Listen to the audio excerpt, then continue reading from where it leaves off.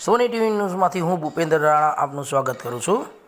The Bhadran people's cooperative બેંકની 113મી સાધારણ સભા 24/7/2024ના શુક્રવારે ભદ્રકાળી માતાના મંદિરમાં યોજવામાં આવી હતી,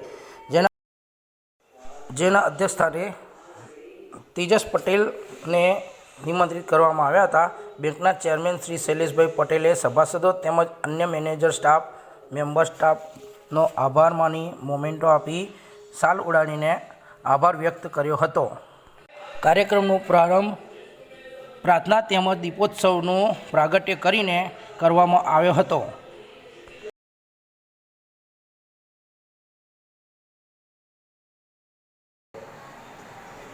એટલે જ્યારે બેંકની માહિતી તમને ખબર હશે, આપણી જ્યારે અમે 2010માં બેંકમાં આવ્યા ત્યારે બેંકની કેટલી ખરાબ પરિસ્થિતિ હતી। ના ધિરાણ કરી શકીએ, ના ડિપોઝિટ લઈ શકીએ અને 35 થી 40 લાખ રૂપિયાની ખોટ। આવા પ્રસંગે જ્યારે મારા બોર્ડના સાથી મિત્રો સાથે કામ કરવાનું થયું ત્યારે બહુ જ અઘરું કામ હતું। હિંમત હાર્યા નહીં અને કામ ચાલુ રાખી અને એવી જગ્યાએ આજે બેંકને પહોંચાડી છે કે જે 35 લાખનો નફો ખોટ કરતી હતી 2014 સુધી, એને આજે આપણે તમે પરિસ્થિતિનો રિપોર્ટમાં જોઈ શકશો કે 24-25 લાખ રૂપિયાના નફા સાથે આપણે અત્યારે પોઝિશનમાં આવી ગયા છે। પહેલાં આપણે ડિવિડન્ડ નહોતા આપી શકતા, અત્યારે આપણે 12% તો ડિવિડન્ડ આપેલું જ છે અને જોઈએ આ વખતે પણ સભાસદોને સારું બોનસ આપી શકીએ, ડિવિડન્ડ આપી શકીએ એવી આપણી ભાવના છે। આ જ્યારે જરૂર હતી ત્યારે આપણને બેંકના કર્મચારી પણ નહોતા લઈ શકતા। તમે જોઈ શકશો કે બેંકનું આપણું કામકાજ ભંડોળ કેટલું છે। આપણા ગામમાં મોટી મોટી બીજી બેંકો છે, તમે એમાં સ્ટાફ જુઓ કેટલો છે। એ સ્ટાફ 3-4 જણ બીજી મોટી મોટી બેંકોમાં છે, આપણે ત્યાં 13 જણનો સ્ટાફ છે। એટલું કામ નથી, પણ કેમ કે આપણે એક હેતુ એવો રાખ્યો છે કે ગામના છોકરાઓ છે, ગામના પરિવાર એટલા ઊંચા આવે અને આ પવિત્ર ભૂમિ ઉપર માં ભદ્રકાળીના પાવન સાનિધ્યમાં ધી ભાદરણ પીપલ્સ કોઓપરેટિવ બેંકની 113મી વાર્ષિક સાધારણ સભામાં આપ સૌને ભાર્ગેશ પટેલના સાદર પ્રણામ। આજની આ સાધારણ સભાના મુખ્ય અતિથિ ધી ભાદરણ ધી ખેડા જિલ્લા મધ્ય સહકારી બેંકના ચેરમેન શ્રી તેજસભાઈ પટેલ, જેમના અમૂલ્ય સમયનો ભોગ આપીને આપણી સભામાં અધ્યક્ષ પદે ઉપસ્થિત રહ્યા છે। આપણી બેંકના પારસમણી જેવા ચેરમેન શૈલેષભાઈ, પારસમણી કેમ કહું છું, પારસમણી જેને અડે લોખંડને અડે તો સોનું થઈ જાય, શૈલેષભાઈ જે સંસ્થાને અડે એ સોના જેવી થઈ જાય। અને આનું તાજું ઉદાહરણ આપણે લેટેસ્ટ આપણી બેંક કે આપણે બેંકનો જ્યારથી કાર્યભાર સંભાળ્યો બેંકની નૈયા અલગ ડોલક થતી હતી। શૈલેષભાઈ આપનું પણ ખૂબ ખૂબ સ્વાગત છે। ત્યારબાદ આપણી બેંકના વાઇસ ચેરમેન શ્રી ભાનુકાકા, આપનું પણ ઉષ્માભર્યું સ્વાગત છે આ સાધારણ સભામાં। આ ઉપરાંત મારા સાથીદારો, બોર્ડ ઓફ ડિરેક્ટર્સના સર્વે ભાઈઓ તથા બહેનો તથા બેંકના manager Shri, vice assistant manager, ભાદરણની અંદર આટલી મોટી સંખ્યામાં તાળીઓ ખૂણે ખૂણે, ધન્યવાદ, ખૂબ ખૂબ આભાર। આપણે આપણા માનવતા મહેમાનોનું શાલ ઓઢાડી પણ સન્માન કરી રહ્યા છે।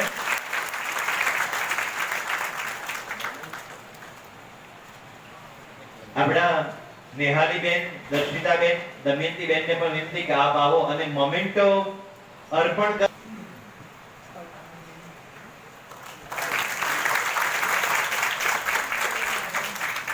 સ્ટાફ છે એ સ્ટાફ મિત્રો આપણા અધ્યક્ષનું, સભાના અધ્યક્ષનું સન્માન કરી રહ્યા છે। ખૂબ ખૂબ આભાર, ધન્યવાદ। માનનીય શ્રી ભરતભાઈ પટેલ અત્રે ઉપસ્થિત છે। આપની હાજરીની અમે ખૂબ નોંધ લઈએ છીએ। વાઇસ ચેરમેન શ્રી ભાનુભાઈ ત્રિવેદી મુખ્યાજીને વિનંતી કરું કે આપ બુકે અને મોમેન્ટો અર્પણ કરી જે ભરતભાઈ પટેલ છે ડિરેક્ટર બધાયા છે એમનું પણ અભિવાદન કરી આવકાર કરો।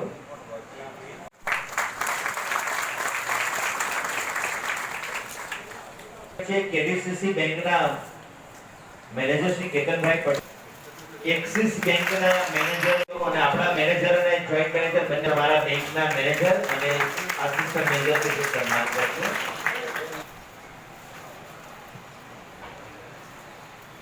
આપણે જોરદાર તાળીઓથી વધાવીએ છીએ.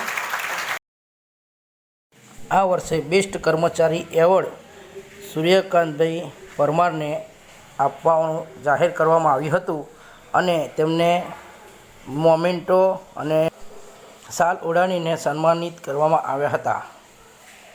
એમનું સન્માન કરો, પુરસ્કાર અર્પણ કરીને તેજસભાઈને વિનંતી કે આપ પણ આપના આશીર્વાદ સાથે આપજો.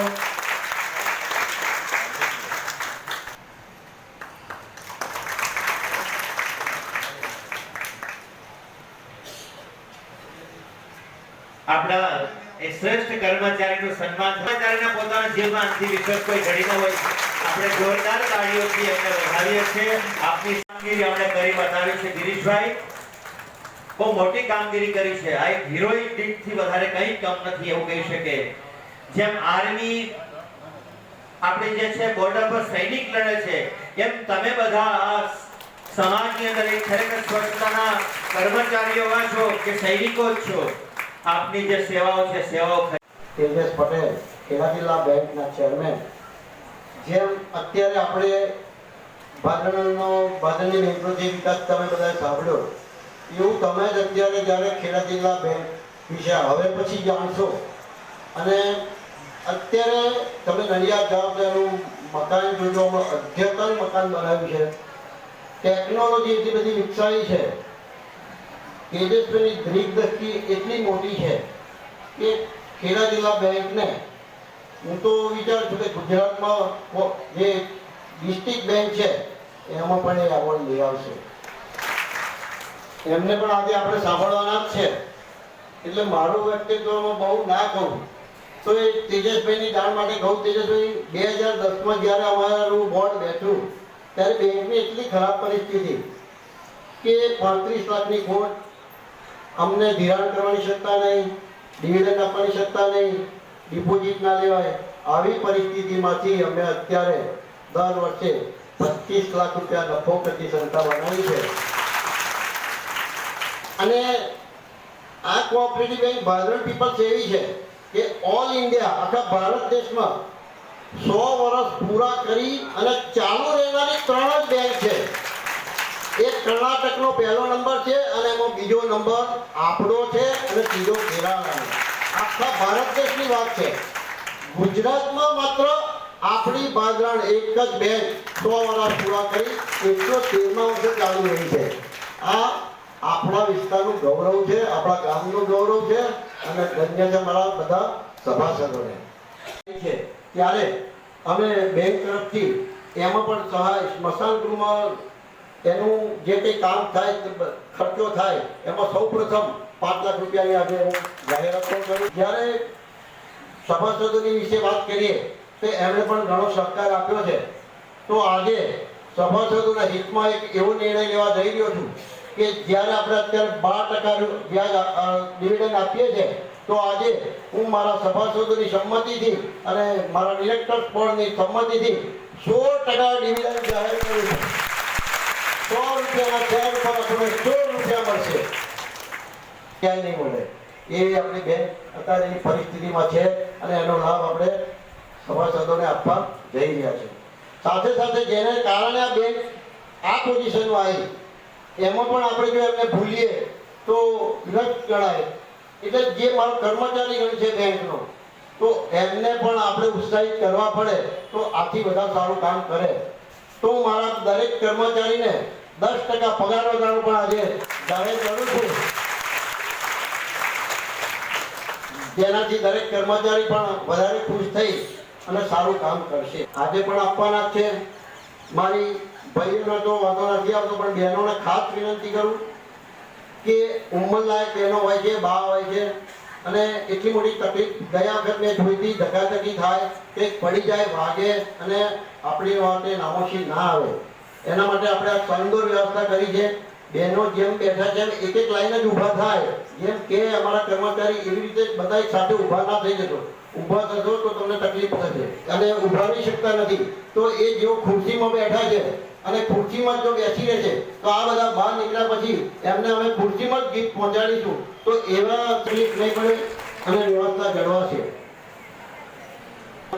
અને તેજસ્વી પટેલ આપણા મોરતમાં વિભાગના જે ખેડા જિલ્લા બેંકના ડિરેક્ટર છે એવા ભરતભાઈ પટેલ પણ અત્યારે ઉપસ્થિત છે.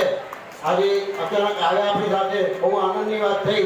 એમને પણ આપણે સાધારણ સભાની અંદર હું જ્યારે ઉપસ્થિત થઈને આ વાત જોઉં છું ને આપ સર્વેને દર્શન કરું છું તો ખરેખર શૈલેષભાઈનો ખૂબ ખૂબ આભાર માનીશ કે એમણે મને આજે આ એક મોકો આપ્યો કે બેન્કિંગ અને સર્વિસીસના કોઓપરેટિવ એટલે કે સહકારી સંસ્થા શું કરી શકે એના મને આજે દર્શન થઈ રહ્યા છે. હું શૈલેષભાઈને ગર્વથી પણ કહીશ કે 113 વર્ષ સુધી તમે એવું સમજો કે કોઈ પેઢી હોય આપણી, તો એ પેઢીની વર્ષગાંઠ હોય કે અથવા એની કોઈ એન્યુઅલ કોઈ હિસાબ હોય તો આપણે પોતે જ ઘરના 4 જણ ભેગા થઈ અને હિસાબ વેચી લેતા હોય. જ્યારે આ સહકારની તાકાત છે કે આજે દરેક માણસને આમંત્રિત કરી અને જમાડશે, ભેટ આપશે અને આખો ચોખ્ખો હિસાબ બતાવશે. એટલે હું એમને ફરીવાર અભિનંદન પાઠવું છું કે આ પ્રક્રિયા ખૂબ સરસ રીતના આપ નિભાઈ રહ્યા છે અને આ જ વસ્તુને કાયમ અવિરત ચાલુ રાખવી એ પણ ખૂબ મોટી વાત છે ને. એ હું આ ગામના જે પરિવારો છે, જે લોકો રહે છે, એ ખરેખર આ દેશને આદર્શ પૂરું પાડે એવા આપ સર્વે છો. ખરેખર સહકારની ભાવના અને એની ચળવળ હું બહુ ઊંડાણમાં નથી જતો, પણ બેન્કિંગ સર્વિસીસથી આપણો દેશ પહેલા સમૃદ્ધ જ હતો, પણ અમુક આક્રાંતાઓ, અમુક લોકો આ દેશમાં આવી અને આપણને ગુલામી તરફ લઈ ગયા. આપણો દેશ એ સોનાની ચીડિયા જેવો હતો અને એ જ વાતને આજે માનનીય ચેરમેન શૈલેષભાઈનું અમારા બેંક તરફથી આદર સન્માન કરું છું સ્પીચથી. આપણા વાઇસ ચેરમેન ભાનુભાઈ ત્રિવેદી જેઓ પણ ખૂબ સારી કામગીરી આ બાબતે કરી છે. ધન્યવાદ, ખૂબ ખૂબ આભાર. માનની મહેમાનશ્રીઓ પધારે.